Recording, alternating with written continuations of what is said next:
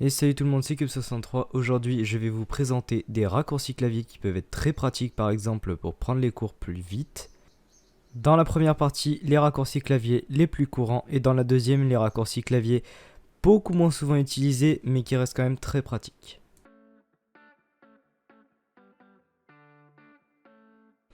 Alors, on va commencer simplement avec le CTRL-C, CTRL-V et CTRL-X.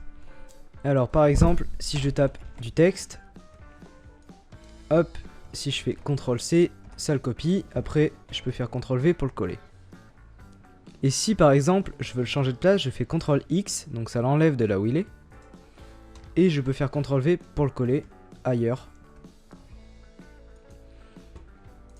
Sinon, on peut le faire aussi avec les fichiers ou les dossiers, donc je peux copier et coller bien sûr.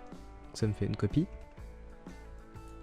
Je peux couper et venir le coller ailleurs, par exemple dans le dossier bureau. Hop. Et j'ai mes deux dossiers ici. Le CTRL S qui va permettre d'enregistrer un document très rapidement. Donc là, vu que mon document n'a pas encore été enregistré quelque part, je vais l'enregistrer sur le bureau par exemple.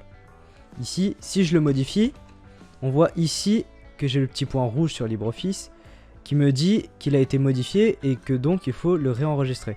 Et si je fais CTRL S, il s'enregistre tout seul directement. Ça évite d'aller cliquer sur le bouton.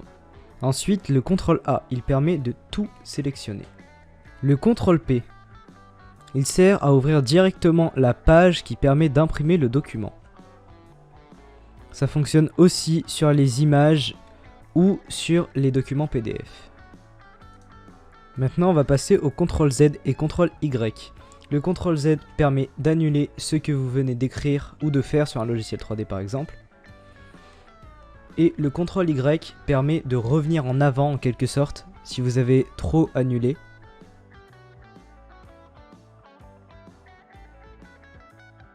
Windows plus imp écran système. Il vous permet de faire une capture d'écran et en même temps de l'enregistrer dans le dossier image. Donc là, je fais une troisième capture.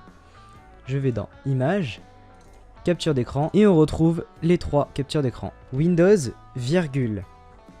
Il vous permet de voir votre bureau sans fermer les fenêtres actives. Windows plus les flèches. Il va vous permettre de mettre en petit ou en grand votre fenêtre, de la mettre à droite ou à gauche. Et si vous faites Windows Shift et la flèche, il va permettre de changer d'écran si vous en avez plusieurs. Alt Entrée, il va vous permettre sur un dossier d'ouvrir directement les propriétés du document pour voir l'espace qu'il prend par exemple.